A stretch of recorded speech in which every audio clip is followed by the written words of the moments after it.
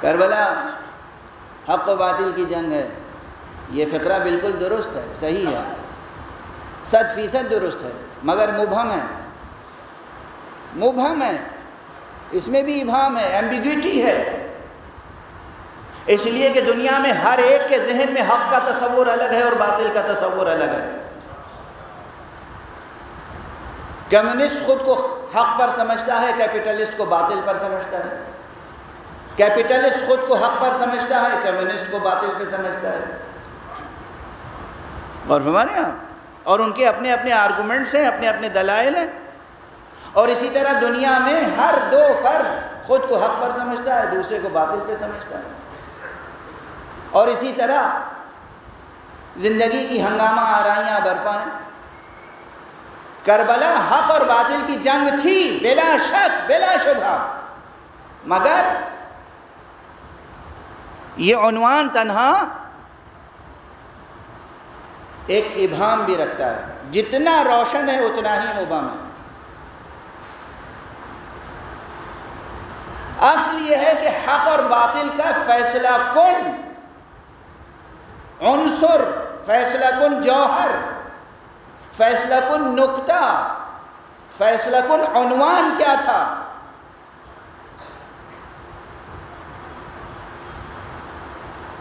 اب بات آ گئی تو عرض کر ہی دوں۔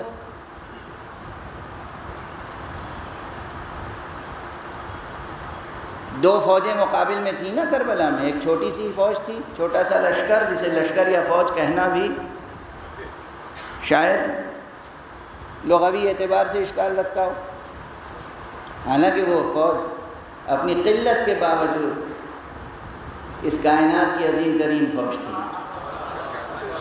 وہ لشکر اپنی کمی کے باوجود کائنات کا عظیم ترین لشکر تھا۔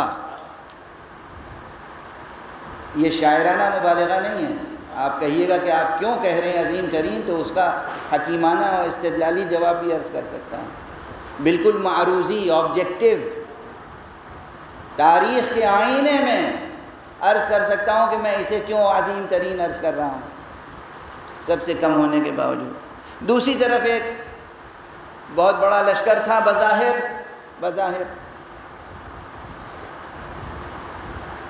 اور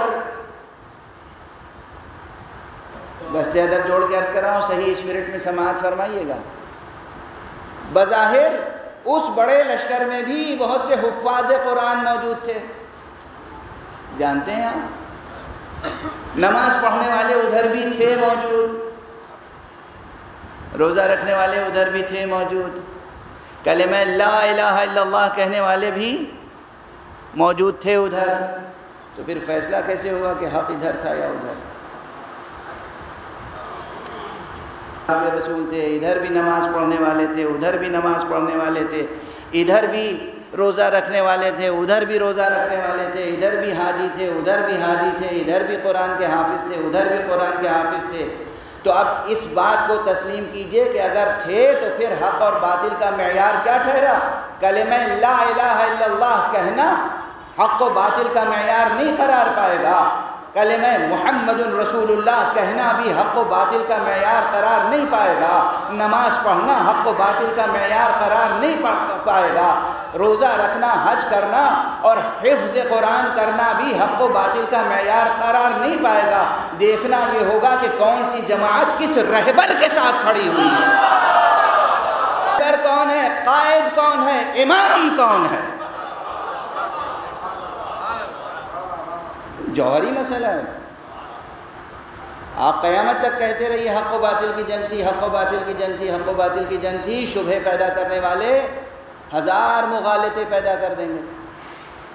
مغالطہ پیدا کرنا بھی تو ہنر ہے، بعض حضرات شاید منطق اسی لیے پڑھتے ہیں تاکہ مغالطے پیدا کر سکیں، نہیں، حق و باطل کی جنگ تھی، کسی شبہ کی گنجائش نہیں ہے، مگر فیصلہ کس بنیاد پر ہوگا؟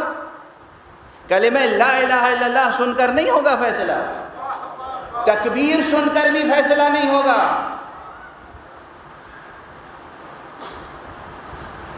ضبط اگر کیجئے آپ اپنے دلوں پر اور آنسوؤں پہ ضبط کیجئے تو یہ جملہ کہہ کے آگے بڑھوں، تکبیر بلند ہو جائے تو یہ فیصلہ نہیں کرے گی تکبیر کے حق کس کی طرف ہے، اس لیے کہ کہیں اگر کوئی تکبیر کہنے والا اصل تکبیر کو ذبح کر کے تکبیر کہہ رہا ہے تو اس کی کیا حیثیت ہے؟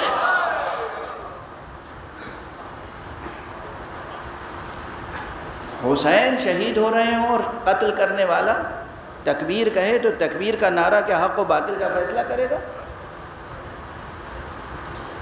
سمجھ میں آ رہی ہے نا؟ بہت روشن ہے، واضح ہے نا؟ اب اس میں کوئی الجھن تو نہیں ہے؟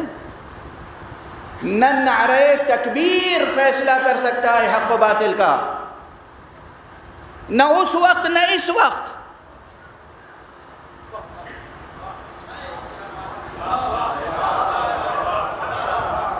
نہ اس وقت نہ اس وقت۔ آج دنیا میں داعشی معصوموں کو ذبح کرتے ہیں اور تکبیر کہتے ہیں، کیا یہ تکبیر حق و باطل کا فیصلہ کرے گی؟ تو معلوم ہوا کہ نعرہ تکبیر تنہا مجرد نعرہ تکبیر حق و باطل کا فیصلہ نہیں کر سکتا، کلمہ توحید حق اور باطل کا فیصلہ نہیں کر سکتا، کلمہ رسالت حق و باطل کا فیصلہ نہیں کر سکتا۔ دیکھنا پڑے گا امام کون ہے جس کے ساتھ جہاد ہو رہا ہے۔